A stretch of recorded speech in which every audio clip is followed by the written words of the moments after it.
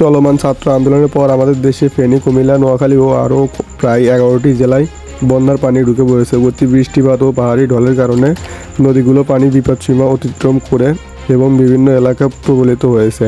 প্রায় 30 লক্ষাধিক মানুষ ঘর ছাড়া হয়ে পড়েছে এবং অতিবৃষ্টির কারণে ব্যাপক সম্পত্তির ক্ষতি হয়েছে। গত কয়েকদিনে টানা বৃষ্টির ফলে ফেনী, কুমিল্লা, নোয়াখালী সহ আরও প্রায় 11টি জেলা বিভিন্ন নদীর পানি বিপদসীমার উপরে উঠেছে। এই অবস্থায় নদীর তীর ভেঙে এবং বাঁধের দুর্বল অংশগুলি প্রবলিত হয়ে আশেপাশের গ্রামগুলোতে অতিরিক্ত পানি প্রবেশ করে অনেক ঘর বাড়ি ডুবে গিয়েছে। এই বন্যায় বিশেষ করে ফেনীর সদর উপজেলা, কুমিল্লার বড্ডা ও বক্ষণপাড়া এবং নোয়াখালীর বেগমগঞ্জ, চটখালী উপজেলায় বেশি ক্ষতিগ্রস্ত হয়েছে। প্রচুর বাড়িঘর, স্কুল এবং অন্যান্য স্থাপনা প্রবলিত হয়েছে। অনেক এলাকায় বিশুদ্ধ পানির তীব্র সংকট দেখা দিয়েছে এবং ত্রাণ সামগ্রী পৌঁছানো কঠিন হয়ে পড়েছে। খাদ্যের অভাবে মানুষজন দুর্ভোগ পোহাচ্ছে। যদি এই বন্যা আগামী 2-3 সপ্তাহ থাকে তাহলে দীর্ঘদিন পানিতে ডুবে থাকার কারণে বিভিন্ন পানিজনিত রোগের দেখা দিতে পারে, যেমন ডায়রিয়া, চর্মরোগ ও পানিজনিত অন্যান্য রোগ হওয়ার সম্ভাবনা দেখা দিতে পারে। সরকার এবং স্থানীয় প্রশাসন বন্যা কবলিত এলাকায় উদ্ধার কাজ পরিচালনা করছে। সেনাবাহিনী এবং অন্যান্য সংস্থা নৌকা ও অন্যান্য জলযান ব্যবহার করে মানুষকে নিরাপদ স্থানে সরিয়ে নিচ্ছে।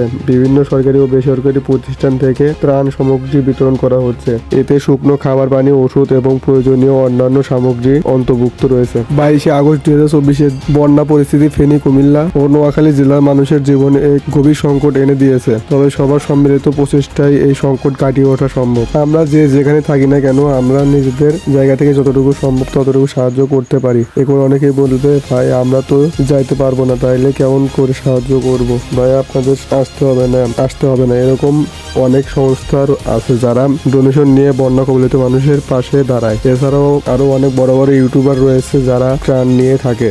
তাহলে কিন্তু আপনাদের যাওয়ার প্রয়োজন হয় না। তাহলে আমরা যে যতটুকু পারি ততটুকু বন্যা কবলিত মানুষদের সাহায্য করব। আসলে আমি কিন্তু এই ধরনের ভিডিও তৈরি করি না, কিন্তু দেশের এই ভয়াবহ অবস্থা দেখে ভাবলাম একটা ভিডিও বানানো দরকার, তাই এই ভিডিওটা তৈরি করা হয়েছে। তো এই ছিল আজকের ভিডিও। ভালো থাকবেন সবাই, ধন্যবাদ।